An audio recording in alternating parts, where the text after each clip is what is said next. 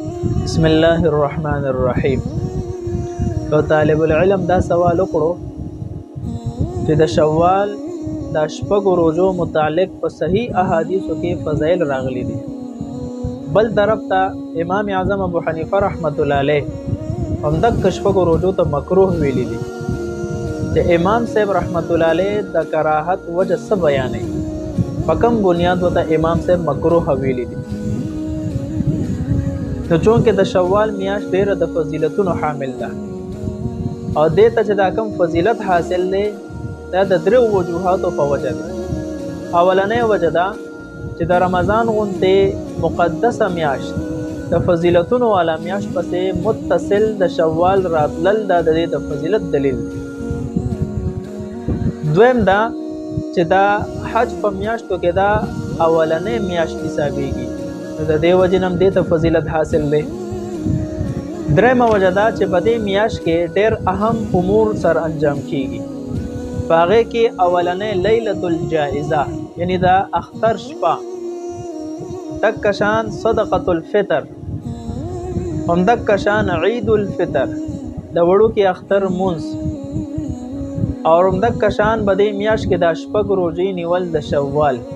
نو داسې اهم امور په شوال میاشت کې ادا کیږي. نو د دې وجې نه هم دې میاشت ته فضیلت حاصل دی.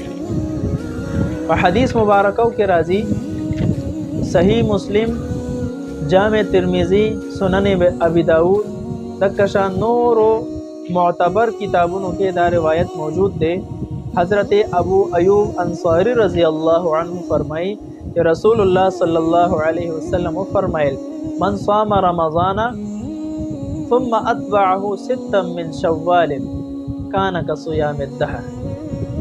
څوک چې د رمضان مبارک روزې ونیسي او بیا ورپسې د شوال د شپږ روزې ونیسي، کان کصیام الدهر، گویا چې ته د ټول کال روزې ونیولې. دهر خو زمانې ته ویل کېږي، گویا چې ته د ټولې زمانې روزې ونیولې.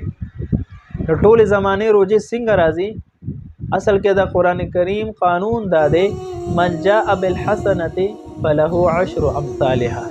څوک چې یو نیکي وکړي الله رب العزت د هغې 10 اجرونه ورکوي، 10 چنده زیات اجر ورکوي. نو په دغه بنیاد که یو انسان د رمضان 30 روزې ونیسي ورپسې د شوال شپږ روزې ونیسي، نو دا 36 روزې شوي. نو 36 چې په 10 کې ضرب ورکړی شي نو دا 360 روزې راځي، او په کال کې 360 ورځې وي. نو په دغه بنیاد که یو انسان د رمضان مبارک روزې ونیسي بیا د شوال د شپږ روزې ونیسي، نو گویا چې ته د ټول کال روزې ونیولې، او چې بیا هر کال د دغه عمل وي، په دغه بنیاد د په عمل نامه کې د ټول عمر روزې لیکلي کېږي. په دغه وجه باندې زمونږ فقهاو لیکلي دي چې د شوال د شپږ روزې نیول مستحب دي. په صحیح احادیثو کې د دې فضایل راغلي دي. پاتې شو دا چې امام صاحب دې ته مکروه ولې ویلي دي. نو محققین حضرات اول امام صاحب ته د دې روایت نسبت درست نه ګڼي. بالفرض و تقدیر کو امام صاحب دا روایت کړم دی نو دا غیر مفتابه دی، په دې باندې فتوا نه ده. مفتابه قول د امام صاحب په البحر الرائق کې دی. علامه ابن نجیم فرمایي: ومنه ايضا صوم 6 من شوال عند ابي حنيفه رحمه الله متفرقا كان او متتابعا. فرمایي چې د شوال د شپږ روزې نیول هم مستحب دي د امام صاحب په نسبت باندې. اوس که څوک په یو ځای باندې نیسي شپږ روزې پرله پسې نیسي هم صحیح ده، او که څوک جدا جدا نیسي یو روزه ونیوله بیا افطار وکړو، بیا په بله ورځ بله روزه ونیوله، بیا په بله ورځ کوزه کړه، بیا یې روزه ونیوله.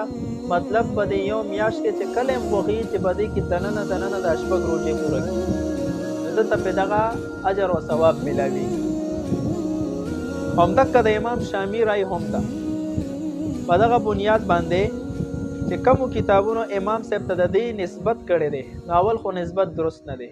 کو بالفرض و تقدیر دا نسبت درست هم شي نو دغه کراهت قول دا عام نه دی، دا په خاص صورت کې دی.